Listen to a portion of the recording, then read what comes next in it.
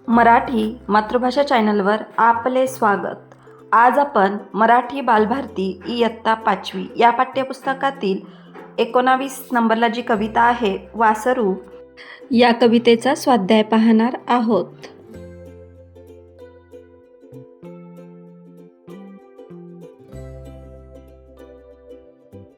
प्रश्न पहिला, 1-2 वाक्यात उत्तरे लिहा. रानात फिरायला मिळावे म्हणून वासरू काय करते?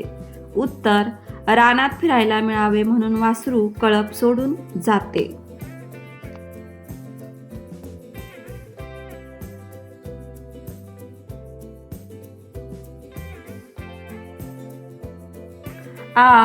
तहान भूक विसरून वासरू काय करते?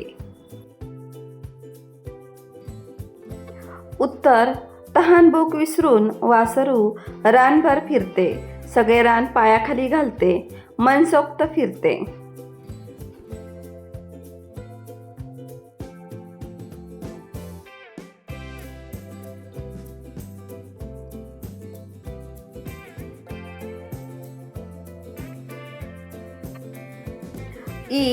वासराला कळपाची आठवण केव्हा होते? उत्तर, जेव्हा वासरू फिरून थकते आणि त्याचा फिरण्याचा उत्साह संपतो तेव्हा त्या वासराला कळपाची आठवण होते.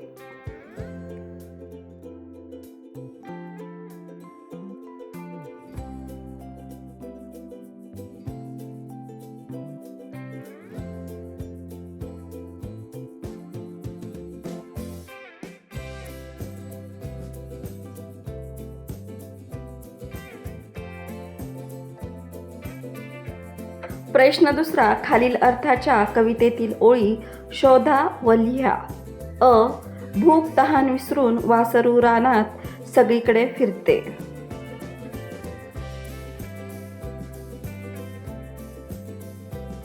उत्तर, विसरुनी भान भूक नि तहान पायाखाली रान घाली सारे.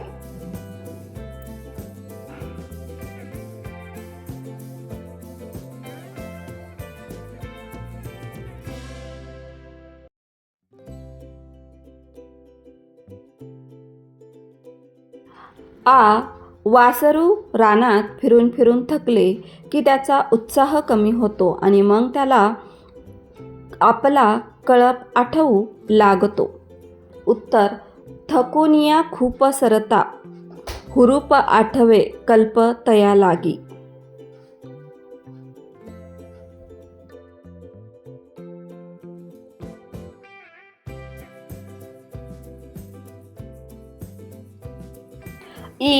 ते वासरू कळपाकडे परत यायला निघते पण त्याला रस्ता सापडत नाही. ते दूर जाऊ लागते पण भटकल्यामुळे ते आणखीनच थकून जाते.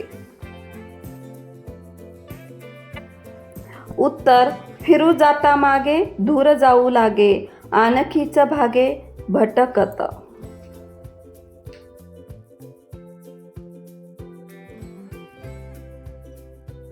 प्रश्न तिसरा, कळपातून निघालेले वासरू रानात कसे फिरू लागले याचे वर्णन तुमच्या शब्दात सांगा.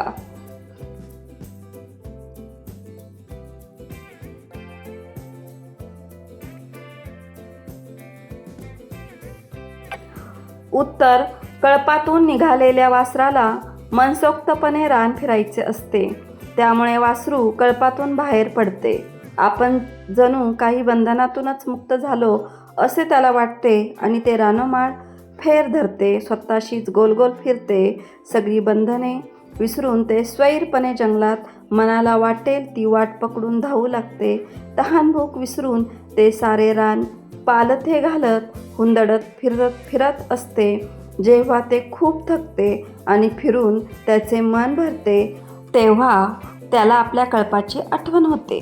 परंतु ते जेव्हा आपला कळप शोधू लागते तेव्हा वाट विसरल्याने कळप शोधता शोधता आणखीनच रानात भरकटत जाते.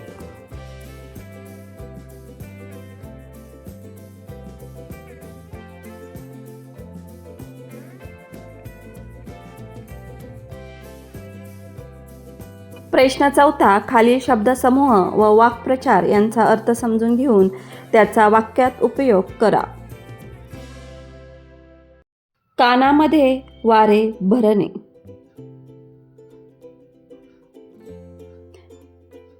अर्थ हुरळून जाणे. वाक्य बाबांनी राजूसाठी नवा मोबाईल आणलेला पाहून राजू हुरळून गेला.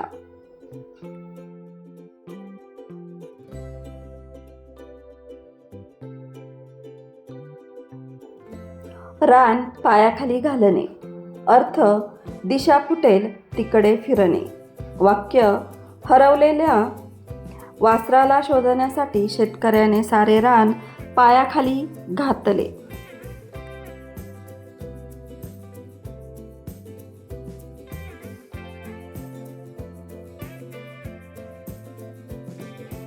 तहानभूक विसरणे. अर्थ एखाद्या कामात मग्न होऊन जाणे. वाक्य काम करताना राजू तहानभूक विसरून जातो.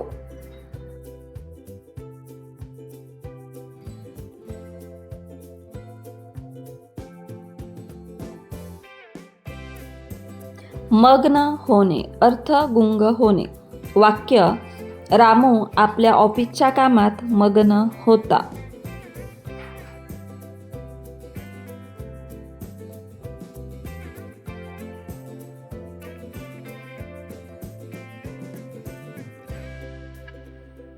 हुरूप येणे. अर्थ उत्साह येणे. वाक्य कामाचा मोबदला मिळालेला पाहून राजूला अधिक काम करण्याचा हुरूप आला.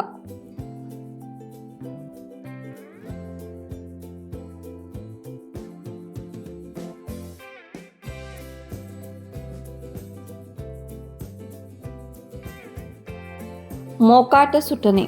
अर्थ स्वैरपणे फिरणे. वाक्य कळप सोडून आलेले वासरू जंगलात मोकाट फिरत होते.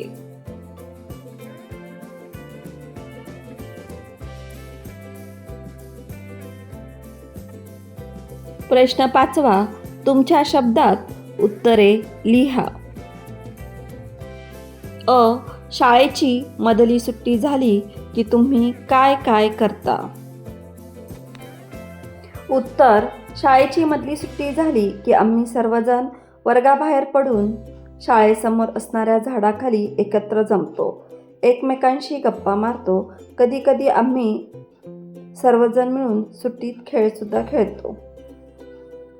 अभ्यासाबाबत चर्चा करतो.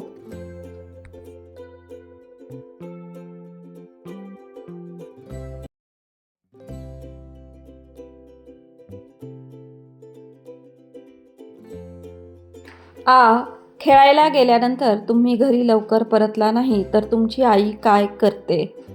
उत्तर खेळायला गेल्यानंतर मी लवकर घरी परतलो नाही तर माझी आई मी खेळत असलेल्या ठिकाणी जाऊन मला घरी घेऊन येते. कधी कधी ती मी ज्या मित्रांच्या घरी खेळायला गेलो आहे त्या मित्रांच्या घरी फोन करून माझी चौकशी करते.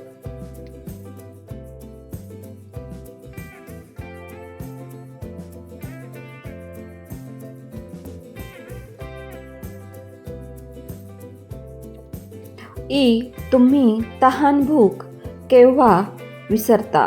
उत्तर जेव्हा आमच्या शाळेत क्रीडा स्पर्धा असतात तेव्हा आम्ही तहानभूक विसरतो.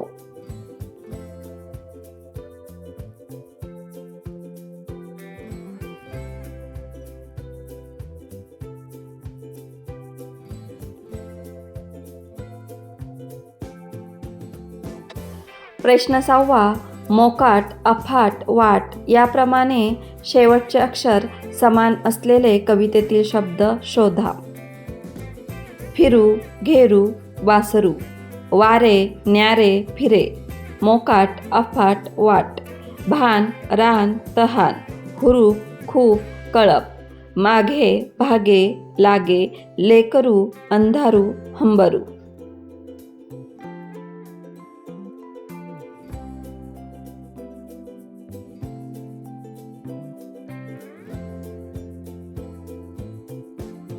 प्रश्न 7 रानोमाळ सारखे 5 जोडशब्द लिहा.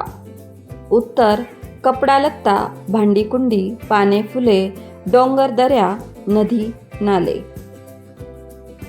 मुलांनो, या स्वाध्यायापासून तुम्हाला नक्कीच मदत होईल.